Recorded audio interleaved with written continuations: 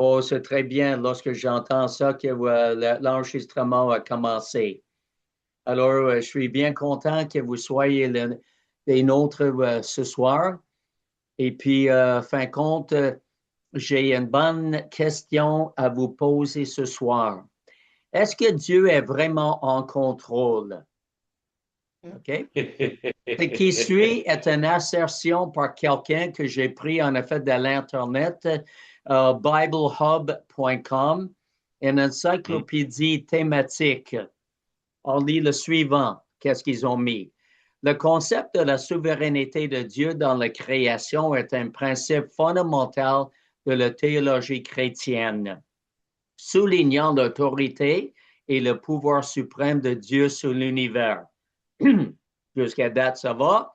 Cette doctrine affirme que Dieu, en tant que créateur, exerce un contrôle absolu et une gouvernance sur tout ce qui existe, ayant amené tout à l'être par sa volonté et en soutenant par sa puissance. Moi, j'aimerais avancer ou donner mon hypothèse pour ce soir. En dépit de ce que beaucoup d'évangéliques croient, Dieu n'est pas en contrôle et il n'a jamais été en relation avec les humains, y compris les croyants dans le Seigneur Jésus. Alors, merci Seigneur. En effet, aide-nous à étudier ce sujet et qu'on prie que nous soyons éclairés par ton esprit. Nous avons vraiment besoin de comprendre qu'est-ce qui est enseigné dans la parole et qu'est-ce que tu veux que nous comprenions en ce qui concerne ta position comme souverain et si tu es vraiment en contrôle au nom de Jésus. Amen. Amen. Au commencement, Dieu créa Adam et lui donnait une totale liberté de choix. C'est vrai ça? Il donna aussi à Adam l'autorité sur la terre. Malheureusement, il a abandonné cette autorité à Satan à cause de sa désobéissance.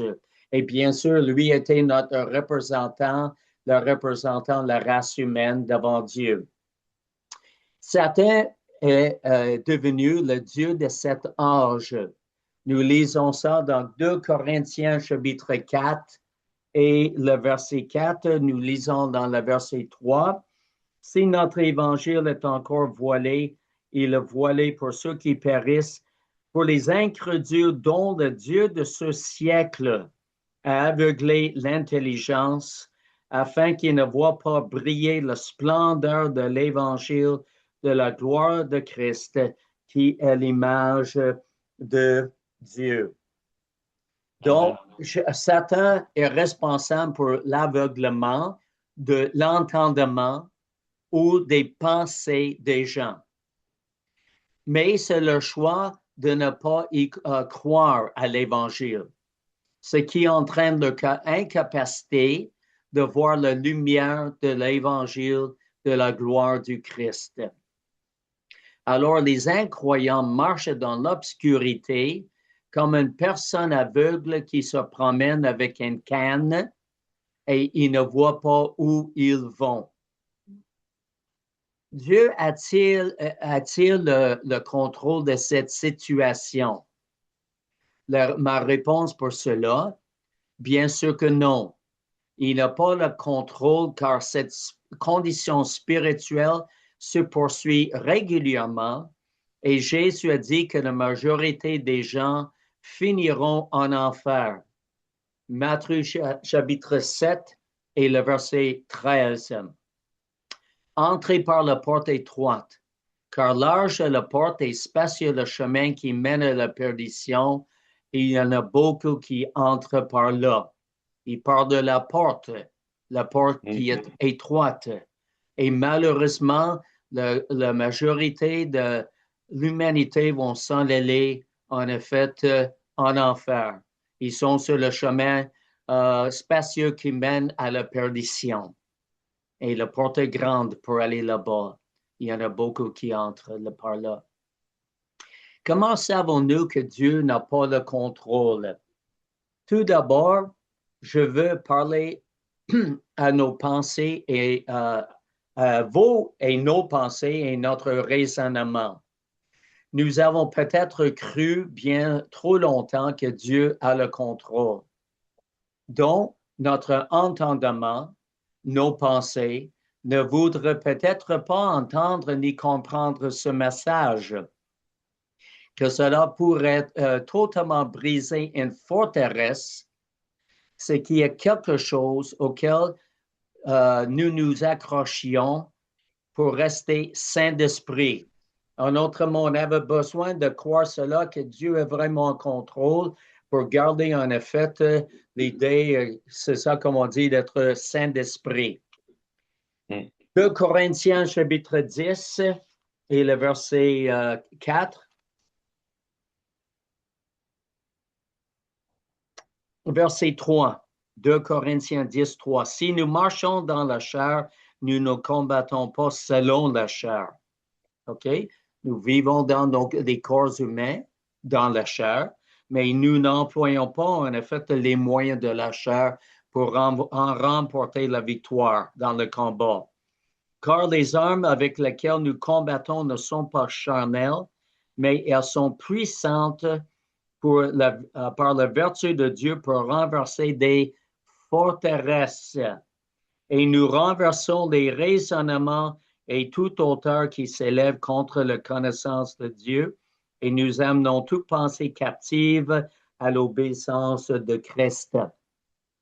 Alors ici, il parle de renverser des forteresses, d'accord? Ou si vous voulez, abattre les forteresses. Les forteresses sont dans notre entendement, dans nos pensées, d'accord? Puis ensuite, il dit, nous renversons des raisonnements, d'accord? Et les raisonnements, ça peut être justement des arguments, des raisonnements qui ne se trouvent pas dans la parole de Dieu, mais que nous avons formés justement dans nos propres pensées, dans notre entendement. Si Dieu était totalement aux commandes, Dieu qui est amour, ne sauverait-il pas tout le monde sur la planète sans exception, y compris Adolf Hitler? 2 Pierre chapitre 3 verset 9. Ce n'est pas sa volonté qu'aucun périsse, mais que tous arrivent à la repentance. 1 Timothée 2 verset 4, qui désire que tous les hommes soient sauvés et parviennent à la connaissance de la vérité. Alors, pourquoi tant de personnes périssent-elles? Si Dieu a le contrôle. Jésus a dit que la majorité de l'humanité ira en enfer, entrée par la porte étroite. Dieu n'est-il pas assez puissant pour sauver tout le monde sur cette planète? La réponse est oui et non. Oui, il est tout puissant, mais il s'est limité à donner le choix de la vie et de la mort à chaque être humain et ne leur enlèvera pas leur libre arbitre, qu'ils choisissent de croire ou de rester dans l'incrédulité, ce qui inclut les croyants en Christ concernant ses promesses. Est-ce que nous, comme croyants, nous allons faire confiance au Seigneur et réclamer les promesses ou les laisser de côté?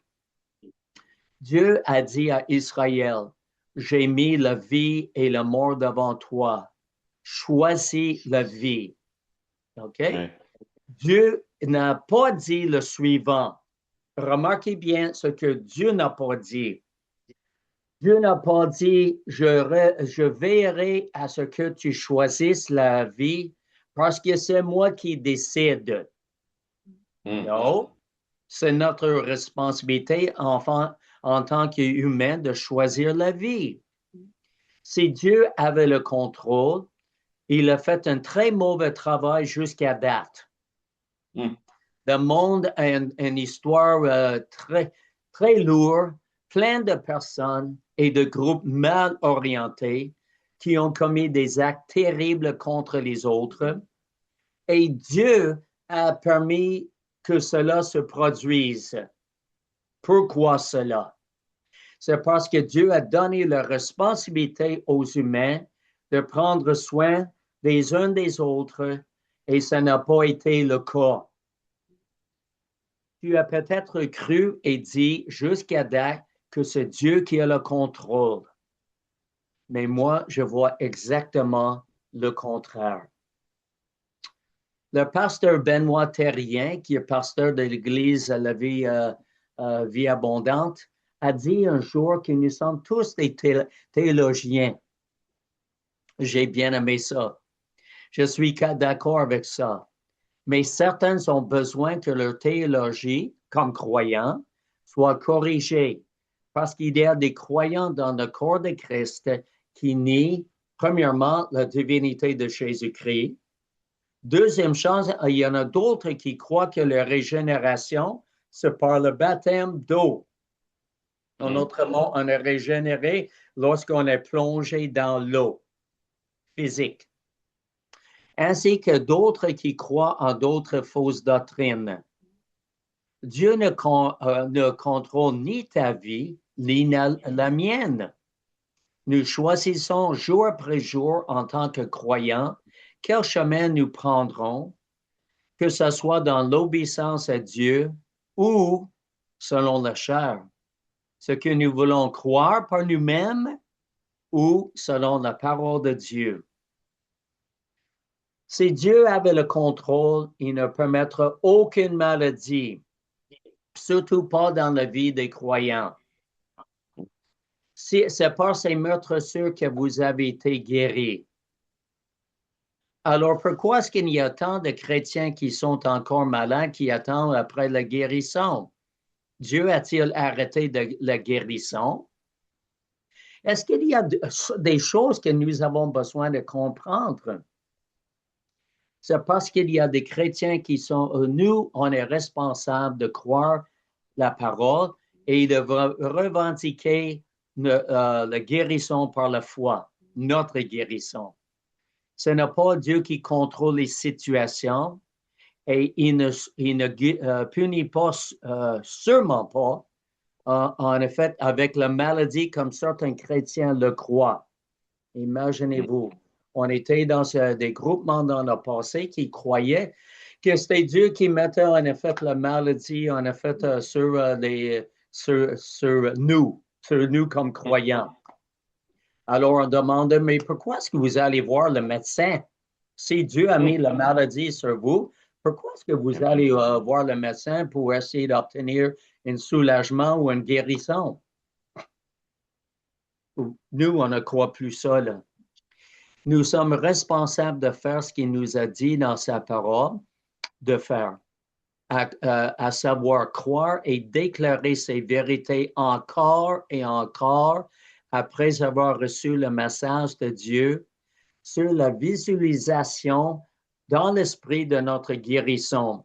En autre mot, on est dans la présence de Dieu et on voit en effet, nous nous voyons guéris par sa main précieuse.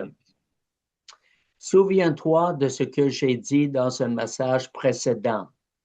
Trouvez les versets sur les guérisons, méditez dessus, les dire à haute voix par la foi avec conviction, afin que nous devions des croyants qui se voient guéris et qui les déclarent ouvertement. Wow! Ça, c'est très important. Nous ne devons jamais nous mettre d'accord avec Satan pour dire que nous ne serons jamais guéris ou que Dieu va nous laisser malades parce qu'il veut que nous soyons malades. Mais non, c'est jamais ça, là. Nous devons tous entrer dans la foi et ne pas abandonner ceux en qui nous avons cru. Amen.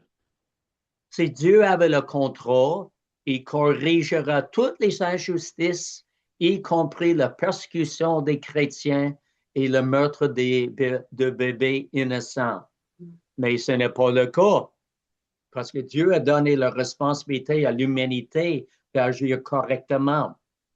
Amen. Et pour votre information, Malheureusement, le gouverneur de Californie, Gavin Newsom, a adopté dernièrement une nouvelle loi autorisant l'infanticide jusqu'à 28 jours après la naissance. Ah, non. Si Dieu avait le contrôle, il n'y aura pas d'avortement, il n'y aura pas de meurtre de bébés innocents qui ne sont pas encore nés ou qui sont nés jusqu'à 28 jours en Californie. Afin d'accorder le libre arbitre aux humains, Dieu a dû abandonner son contrôle sur l'humanité. Dieu est souverain sur sa création, mais n'est pas en contrôle. Dieu est responsable de sa création. Il est celui qui connaît le commencement et la fin et qui a influencé l'humanité selon sa volonté, mais il n'a jamais forcé sa volonté sur les humains et surtout pas sur nous comme croyants. Les catastrophes créées par l'homme sur la terre ne sont pas selon sa volonté. Ça lui fait vraiment mal au cœur parce que Dieu nous a créés à son image avec des émotions. Dieu a touché profondément de voir toute la méchanceté qui arrive, qui est en train de se passer sur la terre. Alors, c'est jamais selon sa volonté. Mais ces catastrophes sont plutôt le produit de Satan et des mauvais cœurs qui viennent d'un mauvais cœur des hommes. Dieu a donné l'autorité de régner à Adam, mais il a perdu à Satan. Satan inspire les hommes méchants pour opprimer et tuer beaucoup sur la terre, et Dieu n'intervient pas en faveur de beaucoup parce qu'ils ne se sont pas tournés vers lui pour obtenir la délivrance. OK? Dieu peut faire des exceptions de cela, mais normalement, c'est le cas. Autrement, on verra justement toutes sortes de renversements des gouvernements et des personnes méchantes sur la terre. Amen. Le monde est un endroit très dangereux à vivre et j'encourage tous les chrétiens à vivre au centre de la volonté de Dieu pour leur vie, en particulier dans ces derniers jours avant l'apparition de l'Antichrist. L'Antichrist, c'est le prochain événement sur le calendrier prophétique. Son apparition et l'enlèvement de l'Église. Beaucoup de chrétiens sont malades et pauvres parce qu'ils ne se sont pas alignés avec sa parole et sa volonté. Ce n'est pas la faute de Dieu et Dieu n'a aucun contrôle sur notre foi pour lui faire confiance et lui obéir. Il espère que ce sera le cas, mais il ne contrôlera pas nos vies pour que nous puissions le chercher, nous repentir, lui faire confiance, chercher sa face, nous détourner nos mauvaises voies et lui obéir.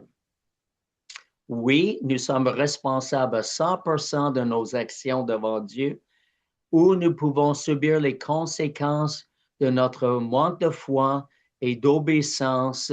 Sinon, attendre patiemment et dans la foi, justement, OK, comment je vais dire ça, notre foi qui est impliquée, c'est ça, pour attendre patiemment notre guérison en collaborant avec lui. C'est la vérité qui nous rend libres. Dire que Dieu a le contrôle, cela sonne bien, mais ce n'est pas vrai et cela crée une atmosphère de confusion. Si nous, en tant que chrétiens, vivons dans la peur et l'inquiétude, nous n'exerçons pas notre foi dans le Seigneur et nous ne pouvons pas avoir la victoire alors que nous vivons dans le doute et l'incrédulité.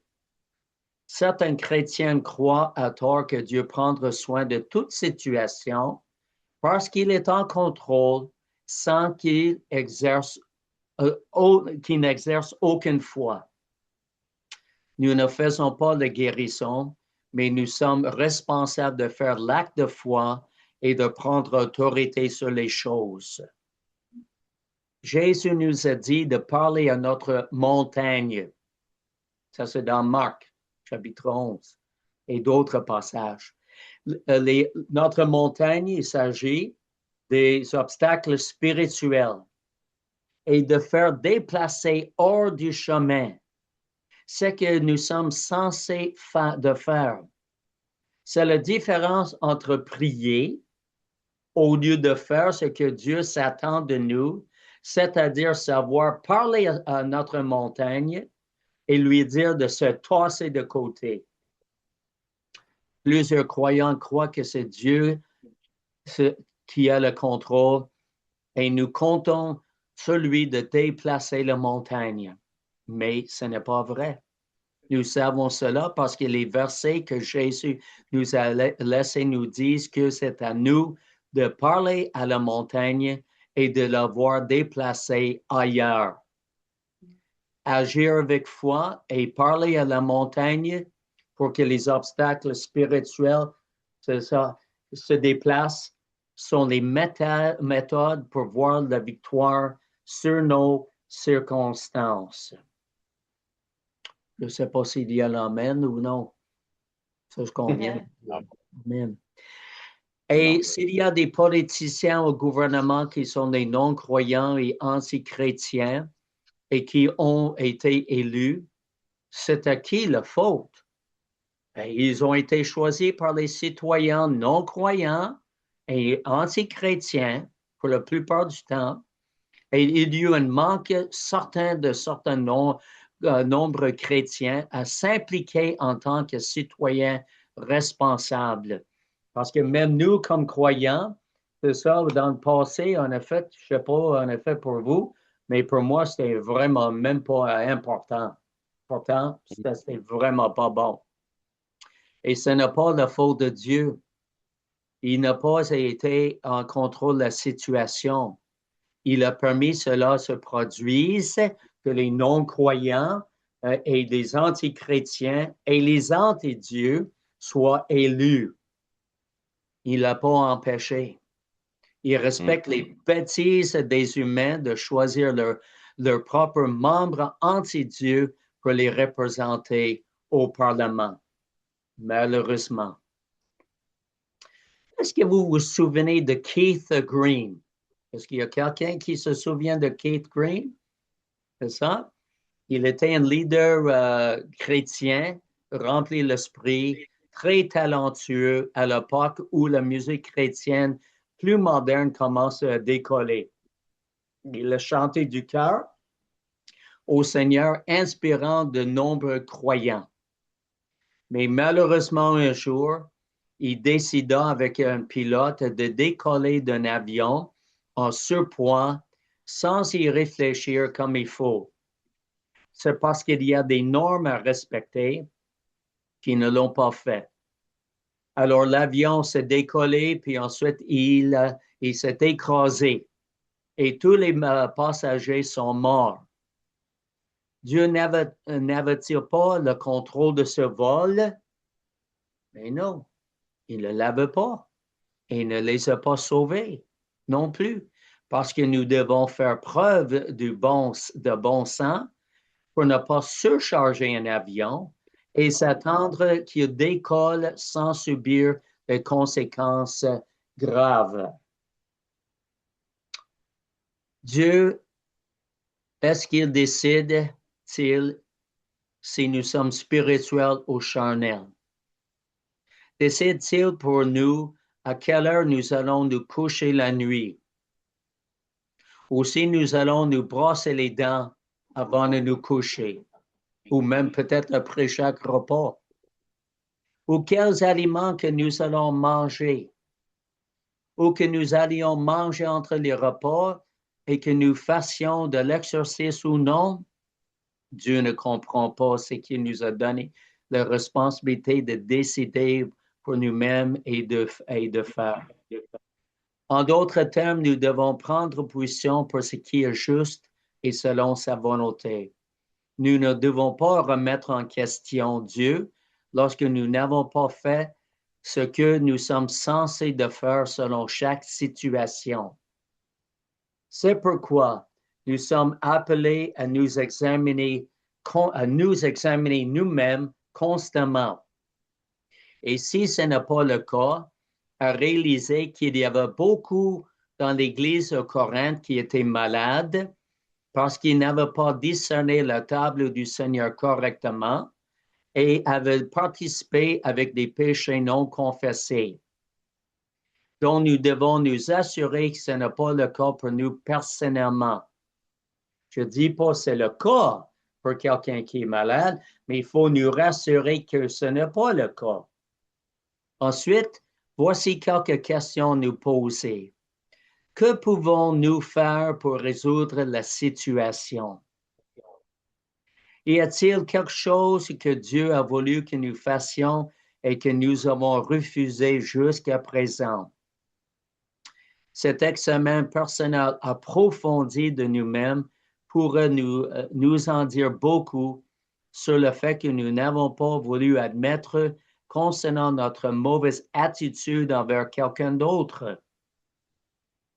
Par exemple, cela pourrait être le pasteur après un bon message du dimanche matin qui est devenu le menu principal pour le dîner. On a mangé du pasteur rôti.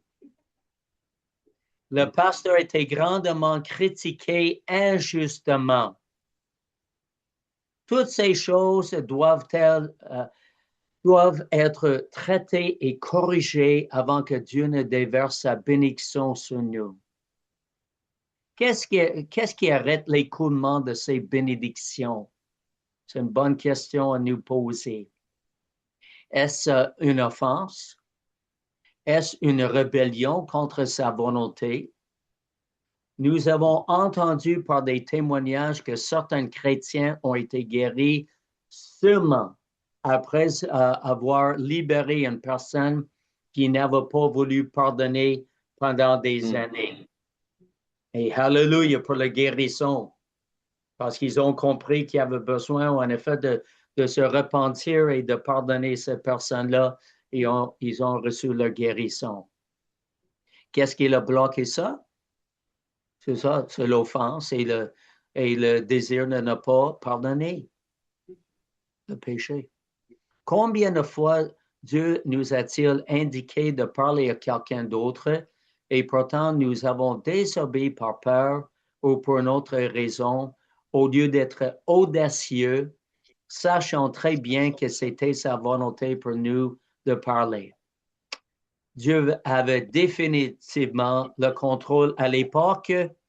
Moi, je dis que non. Et c'est le même cas de mon cas aussi, là. Dieu n'a certainement pas le contrôle. Il nous a donné la grande responsabilité de choisir de marcher en communion avec lui et ainsi jouir de ses bénédictions. Mais cela doit être dans la sainteté et dans la crainte. La crainte, je parle de respect, la révérence de Dieu lui-même. Travaillez à votre salut avec crainte et tremblement. Pas travailler pour votre salut, pas travailler pour garder votre salut, mais travailler à votre salut, votre sanctification avec crainte et tremblement. Beaucoup de chrétiens ont choisi d'oublier cette partie et de faire tout ce qu'ils désirent en dehors de la volonté de Dieu. Et quand les moments difficiles viennent à eux, ils crient à Dieu, mais Dieu ne répond pas quand il sait qu'il y a de la rébellion dans le cœur de certains croyants. Je n'ai pas dit que c'est votre cas, mais nous devons tous nous examiner profondément pour déterminer nos motivations. Dieu n'est certainement pas en contrôle et il s'attend à ce que nous agissions selon notre responsabilité de regarder vers lui avec la foi du cœur et l'obéissance pour obtenir les résultats souhaités. Ainsi, ce que Dieu veut pour chacun de nous, les résultats souhaités. Dieu le souhaite de tout son cœur. Dieu ne contrôle pas non plus nos appétits, la façon comment est-ce que nous passons notre temps. Quel film que nous regardons sur la télévision ou Netflix, quelle conversation que nous avons avec d'autres personnes, comment nous traitons les autres, quelle est notre attitude envers les autres. Dieu peut nous influencer si nous le lui demandons par son esprit, mais en fin de compte, nous décidons ce que nous allons faire et à qui nous allons nous associer. Amen. Nous mangeons toute la journée et que nos niveaux d'insuline augmentent de sorte qu'il devient incontrôlable. Qui contrôle qui? Dieu, en effet, est souverain, mais n'a pas le contrôle de nos vies. Nous avons la responsabilité de nous soumettre totalement à lui afin de profiter de la vie qu'il a réservée pour chacun de nous. Amen. J'aimerais simplement parler d'une prière. Et je vous invite de considérer, et que si c'est le cas, de prier ça dans votre cœur devant Dieu. Oh Dieu, je me repens d'avoir mis toute l'emphase sur toi, comme si tu avais été en contrôle total de ma vie et de tout ce qui m'entourait. J'accepte la responsabilité de mes actes et mes paroles et j'accepte le fait que nous sommes tous responsables de nos actes et de nos paroles personnellement, chacun de nous devant toi. Alors je change d'avis, je me repens, que tu es en contrôle de tout et de tous. Je me tourne vers toi pour savoir ce que tu voudrais que je fasse et dise et comment tu veux que je vive. Aide-moi à résister au mal et à choisir la vie plutôt que la mort, à aimer dans la vérité et à vivre comme un guerrier de lumière au nom de Jésus. Amen. Amen. Amen. Alors, Seigneur, nous prions que tu puisses faire le travail dans chacun de nos cœurs, chacune de nos vies, afin que nous soyons transformés de gloire en gloire, que nous réalisons encore que notre corps est le temple du Saint-Esprit, afin que nous prenions vraiment soin de notre corps, que nous puissions nourrir nos esprits, que nous puissions voir en effet nos âmes transformées au lieu d'avoir des forteresses, toutes des mauvaises idées, tout ce qui nous fait, c'est ça, qu'est-ce qu'on a appris à cause de la façon comment nous avons été élevés, que nous puissions vraiment en effet voir nos vies transformées par ta grâce, afin que c'est l'Esprit qui dirige nos vies et non en effet nos âmes et ni la chair. Au nom de Jésus, merci Seigneur. Amen. Amen. Amen. Commentaire ou on va arrêter? C'est bien. C'était excellent. OK.